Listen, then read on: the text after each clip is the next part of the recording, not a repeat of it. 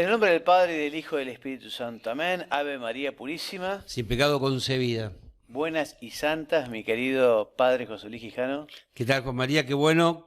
Saludo a todos ustedes. Hoy es el día de Santa Mónica, a pesar que estos programas seguramente ustedes lo verán en días distintos, pero siempre tenemos a alguien que nos protege, alguien que nos cuida, y en este momento esta mujer que sufrió y lloró por su hijo se convierte en patrona de todas las madres que tienen dolor por algún hijo que a lo mejor necesita el llanto de su madre para recuperarse. Así que a las Mónicas les mandamos un abrazo. Muy bueno, Cote. Bueno, seguimos en el capítulo 8 de la catequesis en la vida de las personas. Conseguimos avanzar con el catecismo en la familia, con el catecismo con los niños y jóvenes. Y bueno, y ahora nos faltan 9 títulos más, porque es la catequesis en la realidad juvenil, la catequesis con los adultos, la catequesis con los ancianos, la catequesis con las personas discapacitadas, la catequesis con los migrantes, con los emigrantes y con las personas marginadas.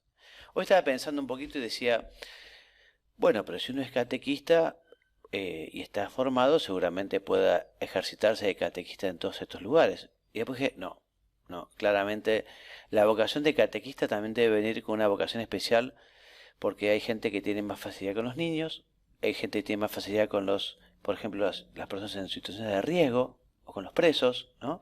O con los ancianos. O sea, claramente el carisma, ¿no? Es diferente. Y es difícil que una persona tenga carisma para poder estar con todas las personas diferentes. Un niño, un anciano, un preso, un enfermo, ¿no? Sí. Bueno, primera afirmación que tenemos que hacer, y que de alguna manera surge de haber leído esta enumeración de interlocutores, que son muchos y diversos, es que la catequesis atiende en forma diferenciada a lo diverso. Claro. A veces uno, no sé, uno cree que las cosas se pueden aplicar de la misma manera en todos lados. Y así es porque a veces no funcionan o rebotan, ¿no? Claro. Vos tenés una esfera que la querés meter en un cuadrado. O un cuadrado bueno, el cuadrado en una esfera entraría. O viceversa. Pero la diversidad, tanta diversidad, significa que la catequesis es una acción de la Iglesia que se realiza atendiendo a la realidad de la persona a la cual se va a destinar y con la cual se hace un intercambio. Y esa persona, ¿no es cierto?, en su realidad y vos enumeraste recién muchas situaciones de vida, edades de la vida, Exacto. realidades, incluso distinguiste entre migrantes e inmigrantes. Sí, o lo sea, hace el directorio. uno le puede parecer Claro, sí, ya ya. como demasiado, ¿no? O sea, Exacto. tal en detalle. Pero bueno, ¿pero qué quiere decir? Que el anuncio del Evangelio, a ver, para que algo para que el Evangelio te impacte y te llegue, te lo tienen que decir de un modo que esté adecuado a tu realidad. Sí. Porque si no, puede correr el riesgo de que la misma afirmación pierda fuerza. Uh-huh. O sea, seguramente ustedes también les habrá pasado que tenemos experiencias de retiros con jóvenes, ¿no? O tenemos retiros con matrimonios, o tenemos retiros con hombres, varones solos o mujeres solas. Bueno, ¿por qué esa diferenciación? Porque para distinguir, porque cada uno le va a necesitar un anuncio que esté hecho en el lenguaje, en las palabras, que tome los ejemplos que le son propios. Sobre todo en los jóvenes, los temas, los ejemplos, el lenguaje, los modos, todo es muy, muy, muy preciso, muy particular. Y esa singularidad y particularidad, bueno, la catequesis la tiene en cuenta. Entonces yo, cuando estamos abriendo este capítulo, digo, tengamos en cuenta que a la hora de hacer catequesis y de vivir la catequesis, no podemos pasar por alto. No, yo tengo un librito de catequesis y bueno, en realidad se lo doy a todo el mundo por igual, lo adapto un poquito, pero no es tan así. Necesita una exigencia Sí. de trabajo y de producir y reproducir eso que tengo que transmitir adecuado a esa persona. Sí. Ahora, después lo que hace justamente el directorio es hablar un poquito de cada una de las especificidades, digamos, de este tipo de personas, de estos núcleos, ¿no? Entonces habla de los niños, incluso distingue la niñez, habla de los jóvenes y dice lo que vos decías, ¿no? La edad justamente de las aspiraciones, la edad de la vocación, la edad de las ilusiones, la edad en la que uno tiene tanta fuerza, y obviamente no le puedes hablar de la misma manera a un abuelo, ¿no?, que a un joven. Por supuesto, aparte de los temas que maneja, yo me acuerdo muchísimo en una parroquia de la cual estuve, que vino una señora grande, una mujer mayor, ¿no? Y me dice, padre, yo quiero hacer mi catequesis de la unción de los enfermos. Mirá. Y fue para mí una experiencia, o sea, estaba muy bien lo que me solicitaba, pero me sorprendió porque no me imaginaba. Y entonces iniciamos un proceso de una catequesis, no para tomar la primera comunión, digo, a veces uno dice, no, la catequesis, no, ella quería recibir de forma muy, muy bien preparada, ¿no? Y me acuerdo que elegimos los temas. Por supuesto que los temas se van a seleccionar. Unos muy referidos a lo que era el sacramento, para explicar en qué consiste el sacramento, ¿no? Y otra cosa, eran temas que estaban muy vinculados a la situación de vida de ella, que era una mujer mayor.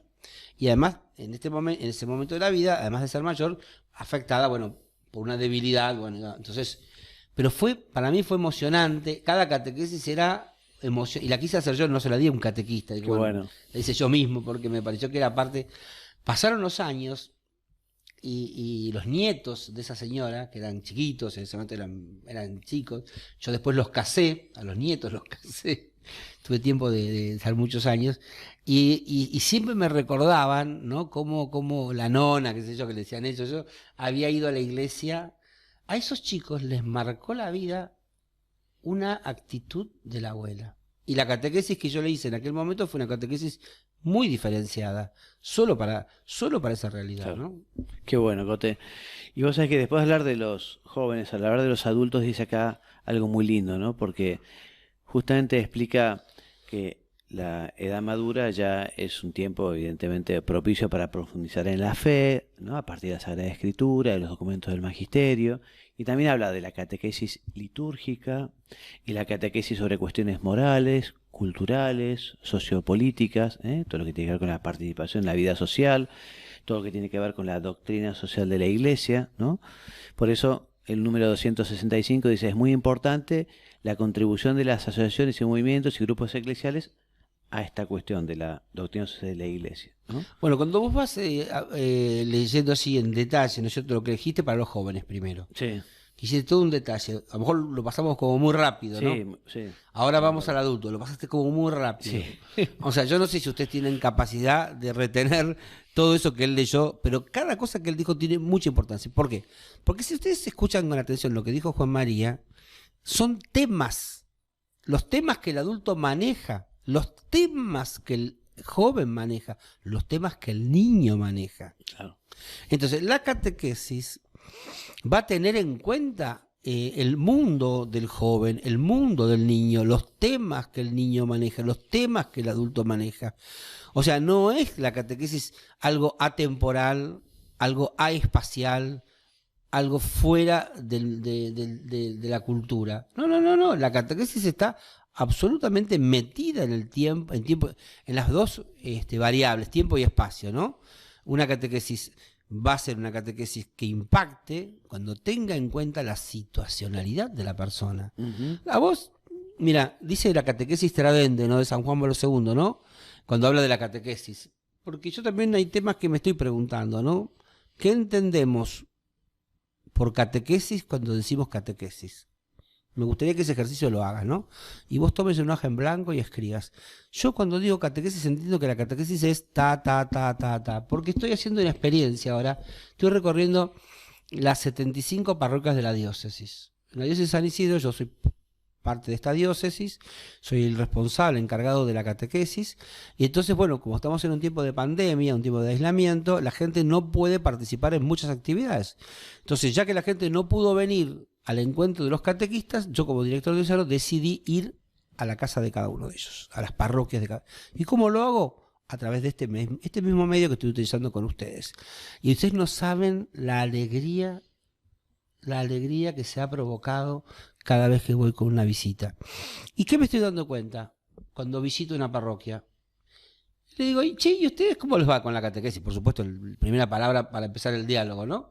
Y bueno, esto con la pandemia tenemos estas dificultades. Bueno, y después le pregunto, cuando ya hemos avanzado un poco en el diálogo, ¿pero ustedes qué entienden por catequesis? ¿Qué entendés? ¿Y yo te puedo hacer una pregunta? Sí. ¿Vos podés decirme dos diferencias de entre catequizar y evangelizar? Sí, por supuesto, esa es la distinción primaria, ¿no? A ver. Primero, vamos a hacerlo bien fácil. Bien. Evangelizar sería el envase grande Ujú. y catequizar el envase pequeño que está dentro. Se relaciona como del todo a la parte. Exactamente, muy bien. Bien. Me encanta esa precisión tomista. Yo lo dije con la figura, vos lo dijiste con la precisión dogmática. No, buenísimo. Pero bueno, pero es importante distinguir qué es lo grande y qué es lo chico, ¿no? La evangelización sería el todo, el proceso evangelizador, que es lo que define la identidad de la iglesia. La iglesia existe para evangelizar. Por lo tanto, evangelizar es lo grande. Lo grande. Entonces tenemos una caja enorme que estaría todo el proceso evangelizador. A su vez, el proceso evangelizador tiene momentos. No es todo el proceso evangelizador igual, sino que recorre un itinerario donde se sitúa en tiempo y espacio para cada, y tiene metas, y tiene objetivos en cada instancia del proceso. No es algo, la evangelización, una acción genérica. No. La evangelización en su primera etapa, la evangelización en segunda etapa, la evangelización en la tercera etapa, su evangelización tiene... Y dentro de esas etapas que venimos mencionando, una de las etapas es la etapa propiamente, la etapa catequística. O sea, la catequesis se integra en el proceso evangelizador como uno de los momentos del proceso evangelizador. Pero por supuesto, como todo proceso evangelizador, que tiene etapas, cada etapa, la etapa 1, la etapa 2, la etapa 3, la 3 está vinculada con la 2 y está vinculada con la siguiente, porque articulan. No es que la 1 puedo ponerla en cualquier lado y la 2 en cualquier lado. Hay una cierta secuencialidad. ¿Y está bien vincular catequesis con la palabra educación o educar o crecimiento en ese sentido? Por supuesto. Ya cuando vamos a ver el tema, bueno, lo hemos pasado ya el tema 2 de capítulo 2 que es la catequesis, ¿no? Ahí todas estas preguntas que hoy ahora estás volviendo, bueno, ese capítulo las va a precisar. Y la acción de catequizar es una acción, podemos decir, multiforme. No tiene una sola forma de hacerse. Entonces, una de las formas integrantes de la catequesis es la educación de la fe. La educación de la fe. O sea, ¿la fe es plausible de ser educada? Por supuesto. ¿La fe puede crecer? Por supuesto. ¿La fe puede decrecer? Por supuesto. Hoy estamos celebrando a Santa Mónica. Santa Mónica lloraba por su hijo San Agustín. San Agustín, con el llanto de su madre, ¿no es cierto? Ese dolor de esta madre y sus oraciones, se convierte. El papá de Agustín, Patricio, era pagano. Sí. Y él recibe la fe de su madre. Y se convierte a la fe cristiana y la va a practicar de un modo excelso. Y se convierte en obispo de Hipona, al norte de África. ¿Qué pasó en Hipona? Hubo un desarrollo de la fe católica muy grande donde se generaron santos como San Agustín. Hoy no hay fe católica en Hipona. Son todos mahometanos. Son todos musulmanes. Puede ser, ustedes me dirán, pero puede ser que en un lugar donde estaba tan arraigada la fe, metida hasta las raíces más profundas, que desaparezca. Sí. ¿Se puede borrar la fe de un pueblo? Sí. Bueno, se hicieron muchos intentos incluso de borrar la fe con regímenes totalitarios, ¿no es cierto? Que a la gente le enseñaban desde chiquita que Dios no existía. Bueno, pero el pueblo mantuvo, ¿no es cierto?, en forma oculta, por decirlo de alguna manera, mantuvo ese vigor de la fe y logró que cuando se soltara ese régimen, cayera el régimen, volviera a emerger una fe que estaba subordinada a un ateísmo práctico, ¿no? Pero bueno, lo que yo quiero destacar en este momento es esto. Si la pregunta de Juan María es si la fe se puede enseñar, por supuesto. Es un proceso de enseñanza y aprendizaje, donde se puede enseñar, pero también se puede aprender. Bueno, justamente cuando habla de los ancianos, porque vamos avanzando, el directorio habla justamente del acompañamiento a los ancianos, de la sabiduría de los ancianos, de que ellos son un don, pero que también justamente la ancianidad o la vejez es un tiempo de gracia en la que el Señor renueva su llamada a apreciar y transmitir la fe, y que ellos pueden tomar tareas catequísticas, justamente, con sus nietos, con los amigos de sus nietos, porque tienen más tiempo, porque tienen conocimiento, porque tienen sabiduría. Mira, el primero que los abuelos tienen un vínculo muy especial, ¿no? Con los nietos, o sea, yo esto, claro, no lo había descubierto hasta que, bueno, mis amigos empezaron a ser abuelos y me di cuenta cómo el abuelazgo los partió y los convirtió en otras personas, ¿no? Sí. Y despertaron sentimientos que parecía que estaban ocultos, la ternura, bueno, no sé, la verdad que amigotes míos que son hombres grandes, qué sé yo, los ves con una ternura, con Del rugby ahí. tipo grandote, sí, tal cual. Y hay uno que vengo ahora que estuve con él y un tipo enorme, qué sé yo, y la foto que puso en el teléfono es él con sus dos nietitos, pero desarmado, vos te das cuenta, la cara es... El abuelo es un transmisor muy bueno de la fe. La fe se enseña, la fe se aprende, la fe se transmite. La fe se inculca. La fe se desarrolla. La fe. Entonces, en los abuelos, ¿por qué tienen tanta llegada a la hora el hombre grande?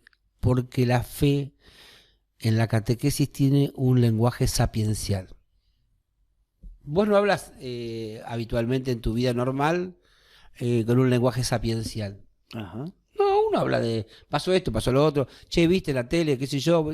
En general el lenguaje que utilizamos es de mera información, pasas datos. Y bueno, el otro te completa los datos, pero no sacás un saber sapiencial. Y si vos querés sacar una conclusión y decir algo con sabiduría, te dice, bueno, pará, ¿qué estás filosofando? Viste que te dicen así como, uy. Si lo importante es tener la data. ¿Sabés que tengo la última data? Entonces, como que hay una especie de competencia por quien tiene más o menos información. Pero esa información no forma. Esa información muchas veces deforma. Mira. En cambio, el saber sapiencial, que es otro lenguaje, lo apropia la catequesis. Y al apropiarlo, convierte el dato revelado, la información, la convierte en formación. Y vos no te olvidás más de eso que te dijo, de ese saber sapiencial. Porque es una enseñanza que te dio tu abuelo. Y tu abuelo te dijo, tac. Mira. Es un sabor, un saber. La catequesis tiene el saber y el saber hacer. Bueno, ya eso en la metodología vos comentamos. Sí. Pero siempre se habla de la catequesis como saber, no como conocimiento, Mirá, no como inteligencia, no como sí como destreza porque tiene las habilidades del artesano cuando comunica, pero se habla del contenido como un saber, porque son el sentido de la existencia humana, el sentido de la trascendencia, habla de todos conceptos que van más allá de uno. Bien. Seguimos avanzando y te pregunto, ¿y vos has tenido también experiencia, digamos, con la catequesis con los discapacitados y con los enfermos? ¿Has tenido catequistas discapacitados que han hecho ellos han convertido en catequistas? ¿Cuál es tu experiencia? Bueno, muy bien, mirá. Primero, vamos a decirlo con toda honestidad, ¿no es cierto? La persona con capacidades diferentes en la iglesia hace unos cuantos años no tenía lugar. Mirá. En la catequesis. No estaba integrado. La verdad, yo lo digo con dolor y con culpa, ¿no? Uh-huh. O sea, no habíamos descubierto, digamos, que también eran destinatarios, ¿no es cierto?, de la gracia de Dios, que eran destinatarios de la evangelización. Y bueno, se los marginaba, ¿no es cierto? Se los ocultaba. Bueno, gracias a Dios en eso hemos crecido humanamente, ¿no? Hemos crecido como personas y hemos recuperado a todos ellos, los hemos incorporado a nuestros ámbitos ordinarios, ¿no? Bueno, gracias a Dios entonces la iglesia crece, la catequesis crece, y entonces empiezan a nacer los centros de catequesis. Uh-huh. Cuando hay un centro de catequesis especial, se le llama catequesis centros especiales o catequesis para personas con capacidades diferentes, ¿qué pasa? Bueno, la persona que ingresa generalmente ingresa con su familia, porque bueno, muchas veces claro. no puede hacerlo por sí mismo. Y tiene un catequista por chico. Muy bueno. Un catequista, o sea, no es que es un catequista y varios chicos. No, es Muy un... bueno. Y otra cosa, no es una catequesis que dura 3 meses o un año. Claro. Cuando la persona entra al equipo de catequesis, entra a una comunidad catequizadora. Y porque los procesos son tan distintos, porque cada chico discapacitado hace un proceso muy distinto al otro. No se puede poner una regla y decir, todos, bueno, de acá a fin de año tienen que saber quién es Jesús. De acá a fin de no. Mira. Entonces, los procesos son procesos que se acompañan en forma personal. Pero después la persona se queda adentro de la catequesis, porque se convierte en un grupo que después se convierte en un taller protegido, o sea, en un lugar donde hacen manualidades, o sea, esa catequesis ¿Y especial... hay catequistas discapacitados que ellos son los que se ocupan de, digamos, también otros Por discapacitados? supuesto, o ¿Sí? sea, primero, en este crecimiento que te vengo mencionando, la Iglesia incorpora a catequistas en distintos ministerios. Por ejemplo, al principio, ¿no es cierto?, a los chicos se los forma para que sean monaguillos. Claro. Es un ministerio. Vos pensás que un chico con una discapacidad severa, ¿no es cierto?, la gente, cuando lo ve en el altar, al lado del sacerdote, piensa que va a hacer las cosas con torpeza. Un chico down, por ejemplo. Chico down, ¿viste? Claro. O que va a hacer algo que no corresponde, o que distrae, ¿no? No, lo hacen con una unción. Lo hacen, esto te lo digo porque yo lo hago Buenísimo. y después, ministros de la Eucaristía, que también son personas bueno, con distintos grados.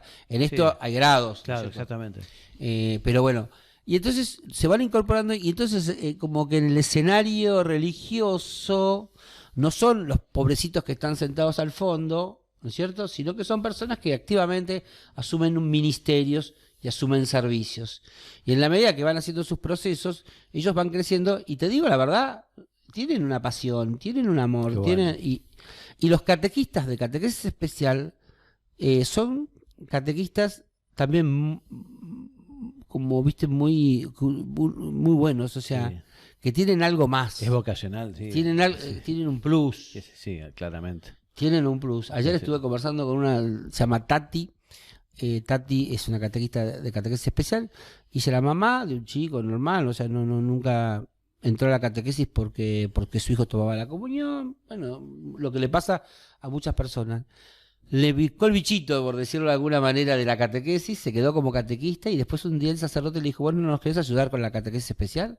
Y se convirtió en catequista de catequesis especial. Y se decía, yo no sé nada, nunca estuve en contacto con personas con discapacidad, Mirá. para mí es un horizonte absolutamente nuevo, no te preocupes. Y hoy es una capa, o sea, es una persona Qué que bueno. habla con amor y no dice, yo no dejaría nunca más esto que hago. Mirá vos, impresionante. O sea que para ser catequista en catequesis especial no es que tampoco uno tenga que, por supuesto tendrá que tener una formación, porque va a tener una metodología propia, pero por sobre todas las cosas, en esto va a tener un gran amor por lo que uno hace, ¿no? Qué bueno.